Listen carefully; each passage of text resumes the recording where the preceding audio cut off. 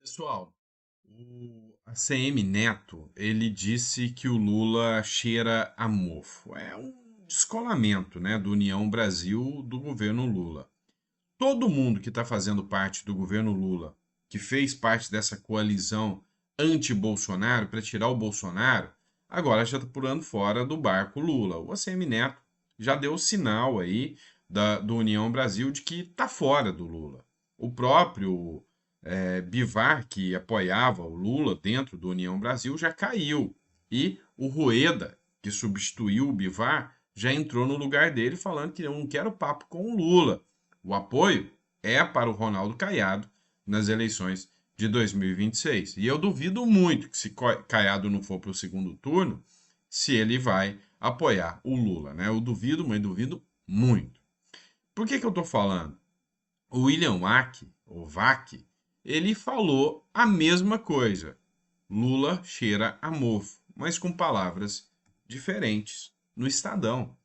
Lula quer enfrentar situações inéditas com velhas ideias, tanto na tragédia do Rio Grande do Sul quanto na Petrobras. Lula não quer saber de experimentar suas decisões. Experimentar. Suas decisões são baseadas sempre nas velhas convicções ou cacoetes, como se preferir. O que vale tanto para uma Petrobras como para o enfrentamento da catástrofe que destruiu boa parte do Rio Grande do Sul. A resposta ao que é uma inédita crise múltipla dentro de uma grande crise exigiria um notável esforço político para criar algum tipo de instância central de coordenação e controle. Então, era o que ele precisava fazer. A maior dificuldade está no Pacto Federativo e a autoridade por ele conferida ao governador do estado, que não manda em todas as instâncias federais, por exemplo, das quais precisa. O que Lula criou para lidar com o desastre no Rio Grande do Sul foi um ministro extraordinário, sem poderes plenipotenciários, que é declarado rival das forças políticas do comando do Estado e candidato a substituí-las nas próximas eleições. Vamos entender isso aqui? Bora lá. O Lula não perde, sabe, uma oportunidade de fazer política com dinheiro público. Então, o que está rolando no Rio Grande do Sul? Quem é o governador do Rio Grande do Sul? É o Eduardo Leite, que está deixando a desejar, e um dos principais pontos que está deixando a desejar é o fato de ter se alinhado, de certa forma, com o Lula. Isso aí desagradou demais o povo gaúcho. Tá, mas vamos entender uma coisa? O Lula está vendo o desastre acontecer no Rio Grande do Sul. Qual que é a solução? Mandar dinheiro, correr atrás de ajuda, implementar uma ajuda rápida? Não, rápida não, porque o negócio já está passando da hora, né? Já tem um maior tempão que está nesse desastre aí. Mas, o que o Lula faz? Ele colocou Paulo Pimenta como super-ministro do Rio Grande do Sul. E aí vai soltar dinheiro pra caramba na mão do Paulo Pimenta. E o Paulo Pimenta, com o dinheiro na mão, ele vai começar a chantagear o governador do Rio Grande do Sul. Então, na hora de liberar as obras do Rio Grande do Sul, olha só quem vai ser a carinha bonita aparecendo: o Paulo Pimenta, e não o Eduardo Leite. Aí o que que acontece? Ora, o Paulo Pimenta que está liberando os recursos, então vai ganhar voto. Então, tudo isso é um jogo político. O Von Serrar escreveu aqui e eu penso assim, semelhante. Pimenta pode vir como possível candidato a governador em 2026. É o que vai acontecer. Como vai organizar toda a administração dos recursos e reconstrução do orçamento de guerra que vai para o Rio Grande do Sul, vai acabar como salvador do Estado. Uma manobra suja em um povo que será explorado no seu pior momento. Um candidato forte deve entrar na disputa, mantendo o civil salva civil na mente da população. Pessoas como Hang, Marçal, Zuco e muitos outros que apareceram de verdade nos resgates devem se unir em torno desse. O Rio Grande do Sul não merece ser enganado. E é bem isso, tá? Se a direita precisar de um nome agora, vai precisar do apoio de Hang, Marçal e outros aí que tem que se unir em prol de um nome de direita para o Rio Grande do Sul, porque fizeram aí, sabe, um trabalho de resgate do civil salva civil, fazendo contraponto. Ou seja, vai ser todo o dinheiro que vai ser implementado. O que que eles vão fazer? A Dilma Rousseff liberou aí 1 bilhão de dólares, 5 bilhões de reais, através do Banco dos BRICS. Empréstimo. Esse dinheiro vai ser gerido pelo Pimenta e não pelo Estado, tá? Que ninguém falou, isso é empréstimo, tá? Isso vai ter juro. Quanto? Não sei. Quem vai estar bem com isso? A China depois, né? E aí, só para você ter noção, são 5 bilhões. O Brasil aportou quase 30 bilhões já nesse Banco dos BRICS. Então, é dinheiro do Brasil sendo emprestado para o Brasil para depois voltar para o Banco dos BRICS em juros, tá? Mas esse dinheiro vai estar na mão do governo. As obras vão ser realizadas com esse dinheiro. Com esse dinheiro e com o dinheiro que vem do federal. E aí, o Eduardo Leite vai ser jogado para escanteio e o Paulo Pimenta é que vai aparecer bem na foto. Os aliados do Eduardo Leite já falaram que é uma excrescência o Lula querer colocar o Paulo Pimenta lá no lugar. Ou seja, jogada inteligente do Lula, mas, na minha visão, não vai dar certo não, tá? Porque eu tô falando do povo do Rio Grande do Sul, tá? O povo do Rio Grande do Sul, se bem que, assim, tem uma parte grande do Rio Grande do Sul que ainda acredita no PT, tá? Teve uma boa parte do Rio Grande do Sul que ainda é bem PT. Mas, sabe, a ponto de eleger um governador, não confio nisso. Não confio mesmo. Ainda mais porque o povo do Rio Grande do Sul tá vendo o que tá acontecendo, né? Ó, matéria do Igor Gadelha, do Metrópole. Eu já falei sobre isso com vocês, sobre a reunião. Tá? Um ponto que ficou ainda em aberto para a gente falar foi a expectativa gerada em torno disso. Fala de Lewandowski em reunião animaram os deputados bolsonaristas. Pois é, o Eduardo Bolsonaro comentou esse caso aqui. O ministro da Justiça, Ricardo Lewandowski, recebeu 3 deputados bolsonaristas nesta quarta-feira, em Brasília, para tratar sobre uma investigação aberta ao pedido do governo Lula para apurar a disseminação de fake news relacionadas às enchentes no Rio Grande do Sul. O encontro ocorreu na sede do Ministério, a pedido do deputado Paulo Bilinski. Além de Bilinski, participaram da audiência os deputados Eduardo Bolsonaro, Caroline de Tone, presidente da Comissão de Constituição e Justiça da Câmara. Os bolsonaristas deixaram a reunião se dizendo satisfeitos com o que ouviram de Lewandowski. Duas falas do ministro da Justiça, em especial, animaram parlamentares. A de que a Polícia Federal é técnica e de que Lewandowski acredita na imunidade parlamentar. Nos bastidores, os deputados bolsonaristas viram as falas como uma possível sinalização de que a PF pode arquivar a investigação sem indiciar parlamentares. Abre aspas. Senti que a PF deve arquivar. Lewandowski enfatizou bastante que a PF é técnica, disse a coluna a um dos parlamentares. Você acreditaria? Vem cá, vem cá. Você, tô te colocando agora na posição do Eduardo Bolsonaro. Você é o Eduardo Bolsonaro. Você vai sentar de frente um ministro, que era ministro do Supremo Tribunal Federal, fazia reunião com o MST enquanto ministro do Supremo Tribunal Federal, saiu de lá de dentro, virou ministro da Justiça do Lula, é um petista de carteirinha. Você vai sentar de frente dele. E ele fala: não, relaxa. Nós estamos pela democracia e nós vamos, sabe, a polícia técnica. Não vai acontecer nada demais. Você ia sair confiante, você ia acreditar nisso, sabe? A última vez que o pessoal acreditou em petista foi sobre picanha e cervejinha. Tá, não chegou. Então, assim, eu já tinha comentado sobre isso, e agora o meu comentário é sobre o fato de, sabe, da inocência até dos deputados de acreditarem nisso, tá? Eu acho. Então, acho que não vai mudar nada, não. Espero estar errado. Matéria do Jornal Razão agora, pessoal. JBS, dos irmãos Batista, coloca as mãos no porto de Itajaí, após acordo com o governo Lula. JBS, dos irmãos Batista, você deve lembrar dos casos aí da Lava Jato, né? Das propinas, deve lembrar disso tudo, né? O governo Lula confirmou que a JBS assumirá a operação do Porto de Itajaí e anunciou um investimento de 50 milhões para a dragagem do canal de acesso do porto, visando melhorar a sua estrutura e competitividade.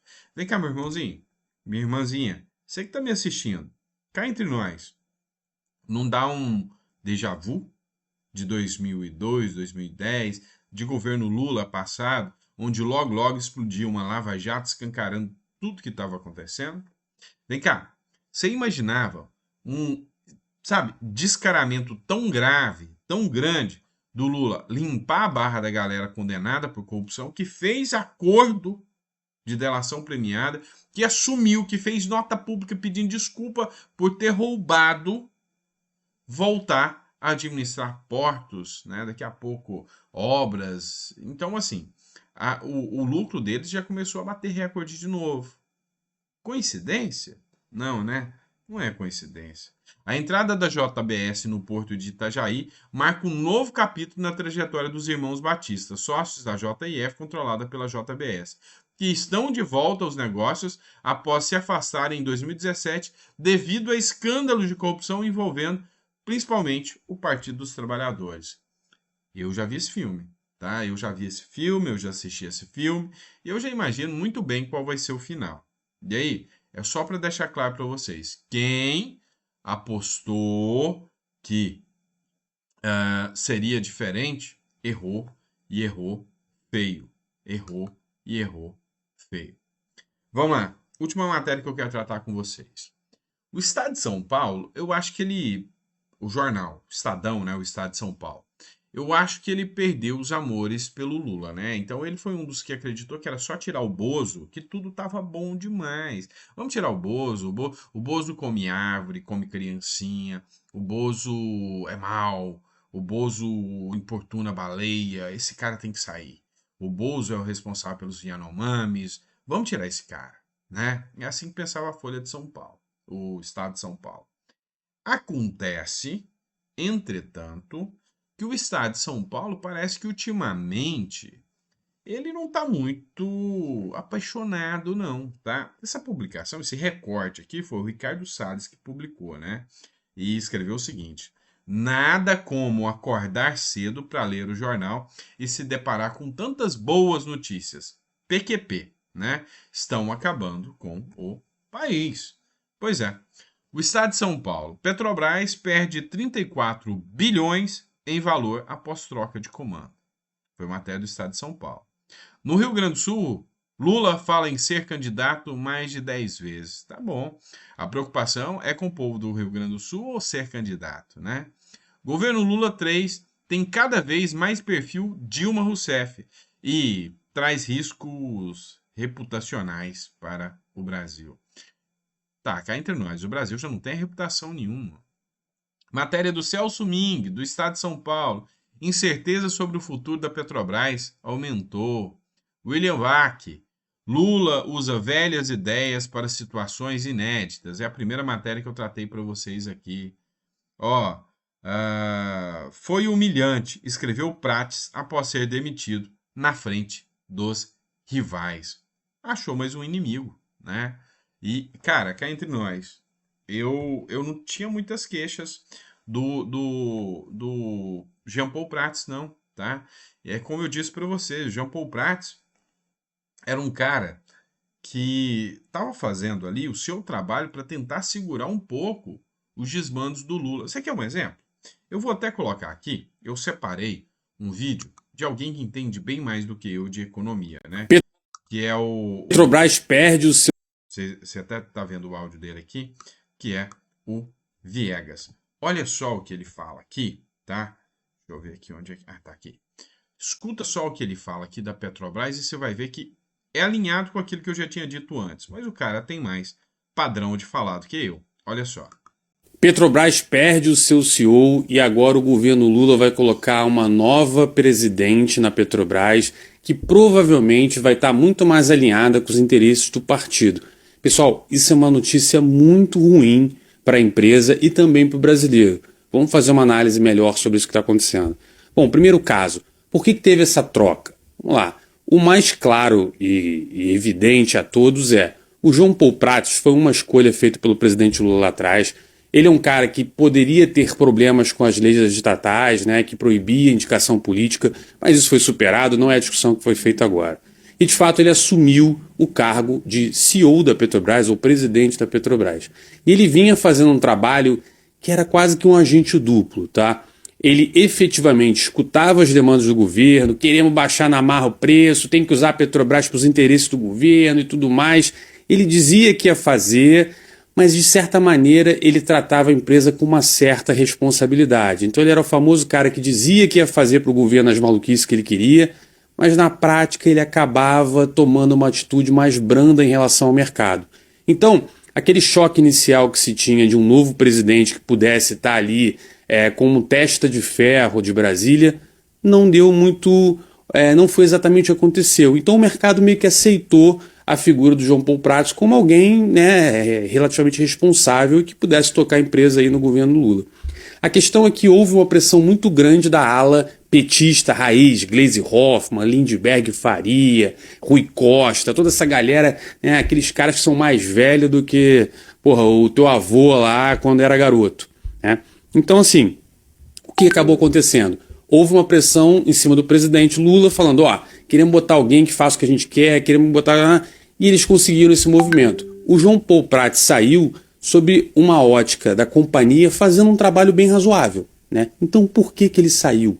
Essa já é a primeira pergunta que o mercado está fazendo. Porque se um cara minimamente responsável que estava ali, que a única irresponsabilidade que ele estava fazendo, né, abertamente não estavam repassando os preços, né, a alta do preço do petróleo para a população por uma decisão política. Mas fora isso ele vinha tocando a empresa com uma certa responsabilidade. Então por que ele caiu, né? Então a primeira coisa que se tem provavelmente caiu porque a nova Magda aí, né, vai até ser engraçado, porque Magda sempre me lembra do Sai de Baixo, o Cala a Boca Magda e tudo mais. A Magda é uma figura do Sai de Baixo que não era conhecida muito pela sua grande inteligência. E a Magda agora está assumindo e o mercado está entendendo que isso pode ser um recado de que agora a empresa vai seguir exatamente o que essa ala mais maluca do PT quer. E o que essa ala mais maluca do PT quer? Os caras querem a empresa sendo usada para fazer investimento, né, em campanha não, mas vamos lá. Vamos patrocinar a peça de um monte de gente, vamos construir refinaria, como foi o caso de Abreu e Lima. Inclusive eles até estavam retomando agora, que foi o pior caso de corrupção da história. Sob outra presidenta, né, a Graça Foster, foi onde aconteceu todo aquele movimento, né, que a gente viu. Então, assim, o mercado entendeu que essa figura nova vai fazer coisas que não são positivas para a empresa, né? E o primeiro indicador de que a empresa não está indo bem aconteceu um pouco antes, tá? Foi anteontem, se eu não me engano, quando saiu o balanço da Petrobras e nele dizia que a empresa teve uma queda abrupta no seu lucro. E o motivo disso é que a Petrobras está vendendo combustível abaixo do custo, ou muito baixo em relação ao seu custo. Então, a margem da empresa está caindo muito. E se você mantiver esse preço baixo para não ter um reflexo na inflação como o governo quer, o que pode acontecer é a empresa começar a ter prejuízo, se endividar e chegar no nível que ela chegou lá atrás, na época da Dilma. Então isso é muito ruim, né? Então, o grande receio que fez hoje o papel despencar é esse. Que tipo de gestão a gente vai ter com uma pessoa que está chegando lá para defender interesses de pessoas que já destruíram essa mesma empresa no passado? Como você acha que vai ser? Bom, na minha visão, vai ser trágico, né? Vai ser uma coisa assustadoramente trágica, né? É o que resta aqui a gente imaginar. Mas é como ele disse, né? O governo está segurando os preços para, vamos controlar a inflação. Porque se ele solta os preços, hoje o arroz estava 40 pau, estava 40 pila. Aí você ia sentir na pele isso. Como que você faz para controlar a inflação?